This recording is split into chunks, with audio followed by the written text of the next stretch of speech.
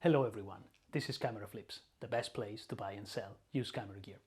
In this video we will go through the top 7, yes I said 7 scams that target sellers on eBay. We will see what they are and what we can do to defend ourselves. Yeah, they had us the first half, I'm not gonna lie. They had us. We weren't defeated, but they had us. Number 1, I labeled this the let's talk outside kind of scam. I think I receive this type of message once or twice every single day. There is a buyer that really wants to buy my item but cannot perform the transaction on eBay. They claim some technical difficulties, they cannot access the PayPal account, all sorts of things, but they're really interested and they ask me if I can sort of sell them outside of the platform.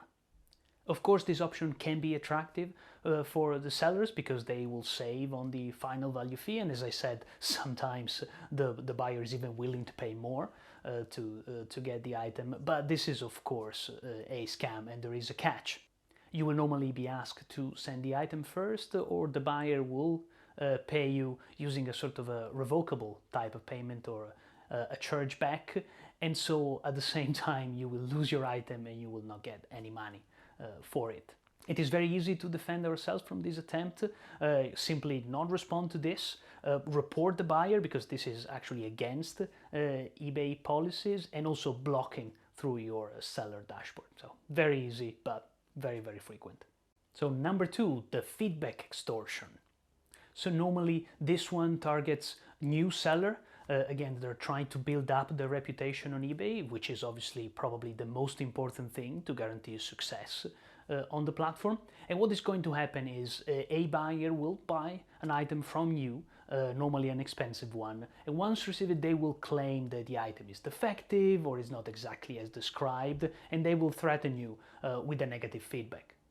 But at the same time, they will offer you an easy way out for, a partial or sometimes even a full refund. They will be happy to, not leave any feedback or even leave a positive one. If this happens to you, not to worry at all. This is unfortunately very common, but also against eBay policy. Report the buyer, block the buyer, and work with eBay customer service in case the buyer actually leaves a negative feedback, because this is against eBay policy and they will remove that negative feedback for you. So I call the third one the free rider. And this unfortunately happens a little more often, in my category, especially cameras. So it works like this. Imagine if you need some expensive, lenses or cameras for a photo shoot. You can obviously go to a company and rent them and obviously pay whatever you need to pay for, a day or two or even a week. Or you can go on eBay, find the items that you need, and then even tell the seller that they absolutely need it for a certain day. Sometimes it's a birthday or another occurrence, and then you the seller, send these items to the buyer, and after a few days they will actually say that the item is defective, or it wasn't exactly what they have expected. So there is a belief that this only affects people like me. There are business sellers and they are compelled, at least in the UK, to offer at least 14 days sort of returns or free returns depending on what you want to do, but this actually affects everyone on eBay, because even those individual sellers that are not doing this as a business and they sell their kit on eBay and they say no returns, so they think they will not be affected by this. Well, guess what? As per eBay's terms and condition, if a good is deemed defective, buyers can return it irrespective of what you state as a seller. And it will be very difficult for you, the seller, to prove that the good is actually working okay, and most of the time eBay will side with the buyer anyway. So again, you will be out with your initial expenses, as well as you will have to pay your buyer's return postage too. And there's also no good way to prevent, in addition to standard, wear and tear of that, sometimes buyers will return the item actually broken or defective, and again, it would be very difficult to get some of your money back. Now, it's not possible to fully and completely prevent this from happening to you, but there are a couple of things that can be done to at least limit this type of behavior from the buyer's side. So some sellers suggested, especially if you're selling games or toys with their original case, to sell them not as they are, but as collectibles, right? So what is going to happen is you will state in your listing that these are collectibles, irrespective even if they're working or not, that doesn't matter. And then of course, opening the box, removing the seals will actually sort of damage them and will decrease their value immediately, and you will not be able to accept a return if the seal is broken. And apparently this has worked in the past with eBay customer service. Of course, some people will not buy from you because they want to use that video games or other things. But again, if it happens very much to you, that's a solution. The second one, which I think it's my favorite, it's to try to become an eBay top-rated seller. What this will do, in addition to increasing obviously your trust on the platform, you will be found more often, you get an increased in your search rating, will also sort of change and flip the situation with the buyer. eBay top-rated sellers are in fact able to deduct up to 50% of the value of the item when a buyer wants to return them. And then of course it will have to be, in this case, the buyer to prove that there was no damage, no wear and tear, and things like that. So again, it is worth, among other things, to try to become eBay top-rated seller, so to sort of be more protected against this type of free-riding behavior. So number 4 is the delivery address swap. This is how it works. A buyer buys something from you, and immediately after that, he or she sends you a message say that, you know, they made a mistake, and actually the correct delivery address is different. You know, sometimes they say that, again, it's an honest mistake. Some other times they say that they want to surprise their partner, things of that kind. And sometimes, of course, it can be an honest mistake, so we shouldn't treat everyone as potential scammer. But then again, it's also important to bear in mind that if you then deliver to this other new address and this new address doesn't match with the payment, the buyer will always be able to claim that they never received the item. And again, you will have your payment sort of refunded, and also you will lose your item. What to do in this type of situation?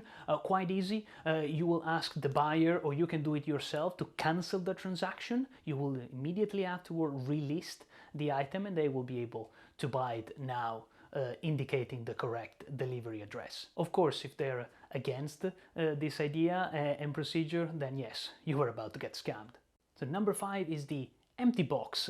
And again, this scam specifically targets new sellers, people that are new to the platform and they may not be fully familiar with how it works and have not built a big enough reputation to sort of make this attempt a little less plausible. The procedure is quite simple. The buyer, immediately after receiving your product, they will claim that the box was actually empty or the product was completely different, stating in essence that you were the scammer.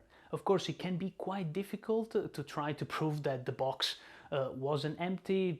Of course, if you don't have a big enough reputation, if this is the first time that happens to you, it may be difficult. And eBay again tends most of the time to side with the buyer, but it is possible to do something about it, again, to try to show that what we're doing was absolutely legit and probably the scammer is the buyer actually. And what you can do, although it's a little bit laborious, is actually to record yourself with a camera, sort of placing the items in the box, sealing the box, and maybe marking the box with some unique identifier, again, to show that that was actually the box received, and then handing the box over to the post office or to the courier. This may not work, 100% of the time, but at least it's good evidence that you did go above and beyond to make sure that the item, and the correct item, was delivered to the buyer. So number 6 is my all-time favorite, and I called it the Switcheroo. Same, but different, but still same. This is a form of abuse of eBay's return policy.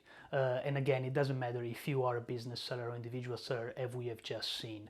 A buyer will receive your item, and then they say that either claim that it's defective, or if you have a return policy that allows the type of return, we'll just send it back. Now, to your surprise, you will receive this package, but again, this package inside will probably be empty, or will have a completely different item within the box. This can be quite problematic because, of course, on paper, you receive your box, your item back. There is a full paper trail in that respect, but then again, inside the box there was a tennis ball or absolutely nothing. So how and what can we do to defend ourselves in this situation? A very good practice in this case, again, is to always record yourself opening the return, especially those returns that look a little bit suspicious. And again, making sure that there are no cuts and you can see the box fully sealed, and then you open it up and everything is recorded on video, and then again inside the box there is a completely different item. This is normally enough for eBay to take your side and obviously remove any negative review and prevent you from refunding the buyer. But there is a more sophisticated variation of this scam that specifically targets electronics, high value item, and it works like this. The buyer will buy an item from you and then will return an item for you, but it will have replaced your good item with a bad item that he or she already have. So when you receive the box, you record yourself, throughout the entire process. You open the box, and then again, there's your item, there's your PS4, there's your expensive lens, and again, you don't know yet that it's been replaced by a broken one. The best defense against this type of behavior actually starts with your listing.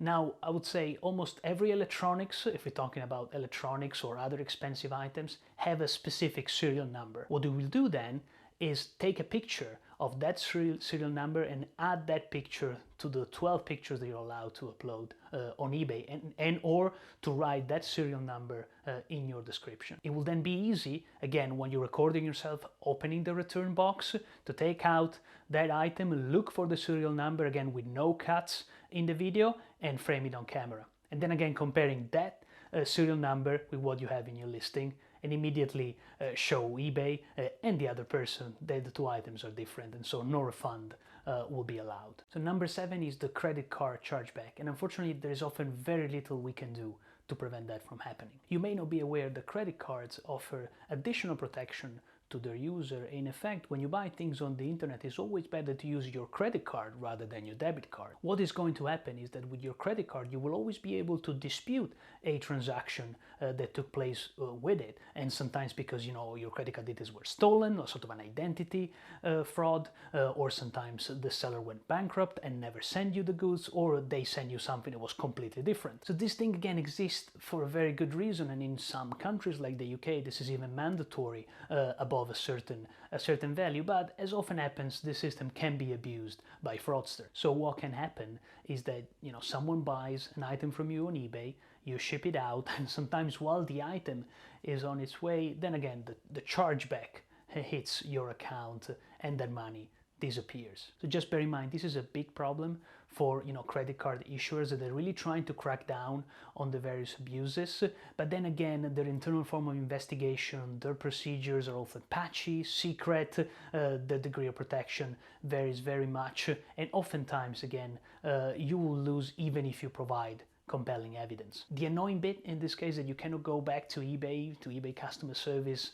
because again this is happening outside of that. So for them the transaction is absolutely clear and the issuer is taking action against a potentially fraudulent transaction. In this case again there is not much that can be done, but as I said before, because this is frequently abused, there more often than not there will be an investigation. So again, all the evidence that we have seen so far, recording yourself, checking the serial number, things like that, will really help during that process, and hopefully most of the times you will be able to prevail against the scammers. As my genius is, it's almost frightening.